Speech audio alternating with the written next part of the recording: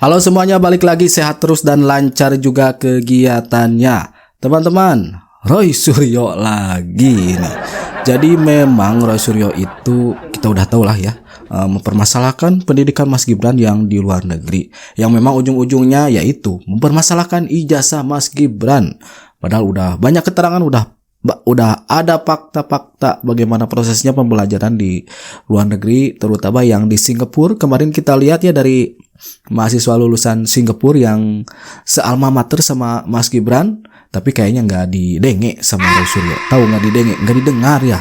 Pasti tetap pada pendiriannya bahwa ijazah atau pendidikan Mas Gibran itu, kata Roy Suryo, bodong, ngawur, dan lain-lain. Kemarin kan kita melihat kakak cantik yang memberikan pernyataan atau penjelasan ya tentang pendidikan di Singapura.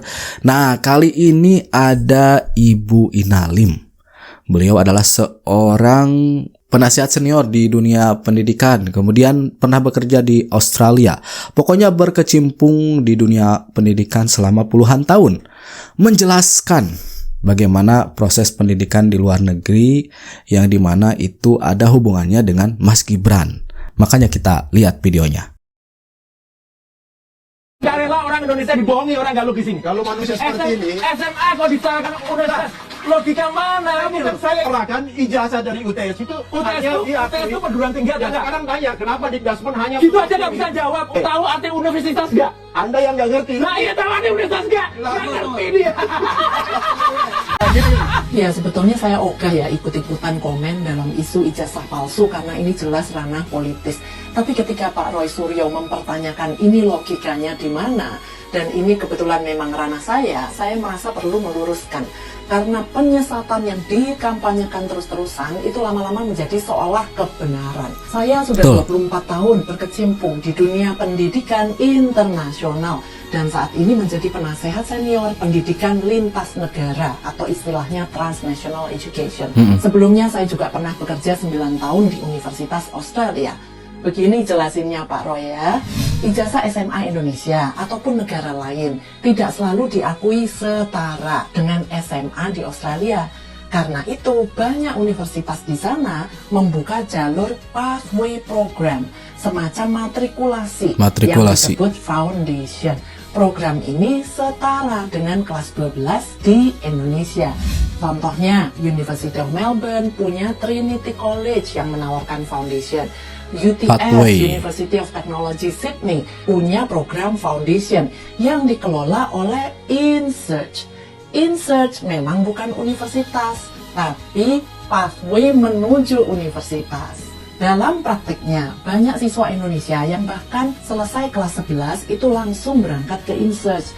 Dan mereka memang bisa diterima. Bahkan untuk siswa dengan kurikulum Cambridge, setelah lulus O-Level, setara kelas 10 di sini, itu juga bisa langsung masuk ke InSearch, kemudian ke UTS University ya. Program foundation ini bukan hanya diakui oleh UTS, tapi juga jadi jalur masuk yang diakui sejumlah universitas lain, bahkan di luar Australia. Misalnya MDIS di Singapura yang diambil oleh Mas Gibran. Itu juga menerima siswa dengan menempuh jalur foundation ini.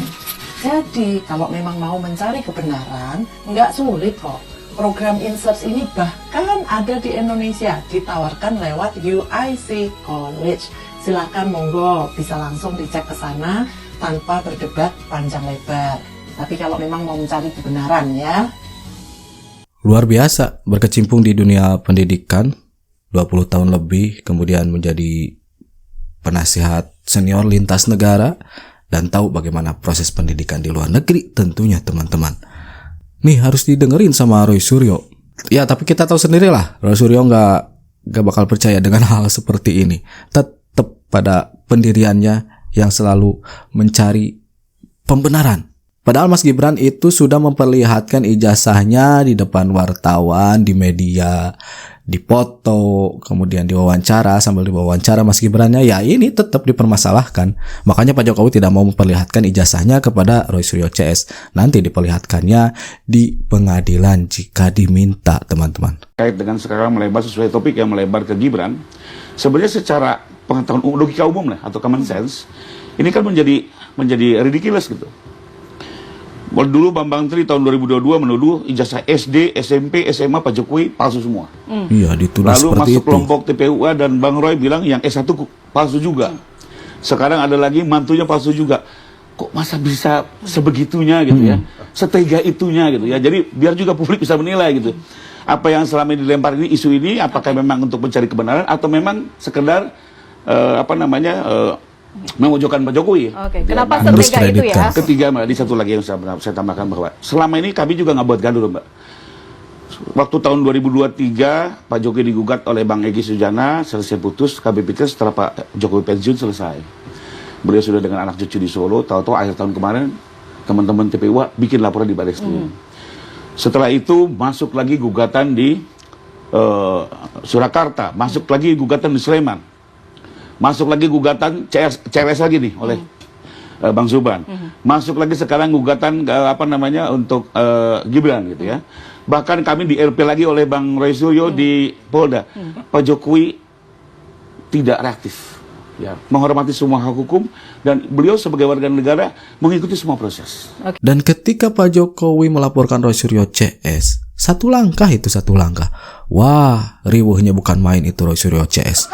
Bilang kriminalisasi lah, Pak Jokowi bilang membuat gaduh dan yang lainnya. Pokoknya di mata Roy Suryo CS, Pak Jokowi, Mas Gibran, pokoknya keluarga Pak Jokowi itu di mata Roy Suryo CS dianggap salah semua ya teman-teman.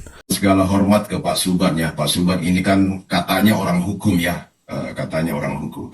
Tetapi memahami hukum ini dengan kacamata kuda ya.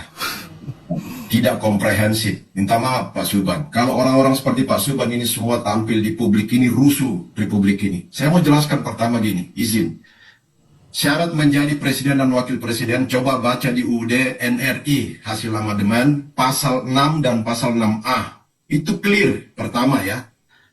Pasal 6 itu ayat 1 itu warga negara Indonesia asli yang kewarganegaraannya tidak pernah pindah lah, gitu poinnya. Pasal 2 itu turunan-turunan dari itu diatur dengan mekanisme undang-undang.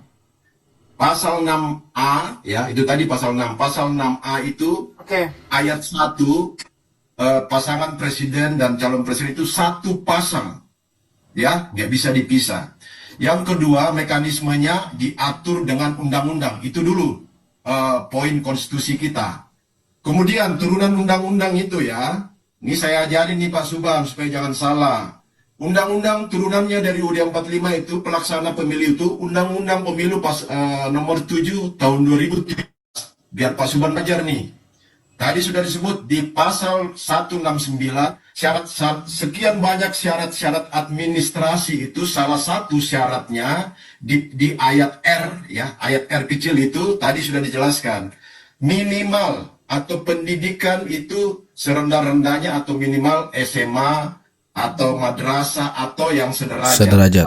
Nah, kemudian ini biar clear nih. Lanjut, bukan berhenti di situ aja Pak Suban ya. Di pasal turunan pelaksananya itu PKPU peraturan KPU nomor 19 ya 2023 yang menjadi rujukan Pilpres kemarin ya. Itu Bapak harus baca tiga pasal. Pasal 18 ayat 1R sama tadi syaratnya. Salah satu syarat dari sekian banyak syarat adalah minimal SMA. Begitulah poinnya. Pasal 18 ayat 1 ya. Pasal 18 ayat 1 itu harus fotokopi yang dilegalisir ya. Fotokopi jasa. Nah ini yang penting ini 18 ayat 3 yang Bapak nggak baca. Baca baik-baik Pak. 18 ayat 3 itu ada pengecualian ya. Di PKPU itu. Pengecualian itu yang tadi soal administrasi yang harus dilegalisir. Pengecualian kalau dilegalisir dan keterangan, surat keterangan. Pengecualian kalau lulus dalam negeri itu tidak perlu keterangan, cukup ijazah dilegalisir. Baca nanti, ulang-ulang baca nih 18 ayat 3 Pak. Kalau lulusan luar negeri Pak, lulusan luar negeri itu bunyi di situ, ya. Jadi itu harus butuh keterangan. Nah, keterangan yang disodorkan oleh Gibran itu ada SK. Ada SK Pak, nanti Bapak baca. SK Kementerian Ristek dan Pendidikan Tinggi itu dikeluarkan oleh Dirjen Pembelajaran dan Kemahasiswaan. itu mengkonfirmasi ijazah yang setara itu yang karena dibunyi tadi Undang-Undang Nomor 7 2017 ayat 169 dari kita di Indonesia ya, dengan segala hormat. Nah, itu yang berikut. Yang kedua, Mbak, saya ingin jelaskan ya. Tadi ini harus diklarifikasi nih. Oke. Makanya Pak Suban baca baik-baik itu semua data KPU. Kalau perlu Bapak minta secara formal, KPU akan memberikan ya, dengan catatan seizin yang bersangkutan, seizin Gibran. Selalu muncul pertanyaan, ada apa dengan Roy Suryo CS? Kenapa? Mau apa? Tujuannya apa? Itu kan teman-teman. Setelah dari Pak Jokowi gak berhasil, ke Mas Gibran. Nanti ke Mas Gibran gak berhasil, ke siapa lagi nih? Apakah ke Pak Jokowi lagi? Apakah nanti ke Jan Etes? Aduh.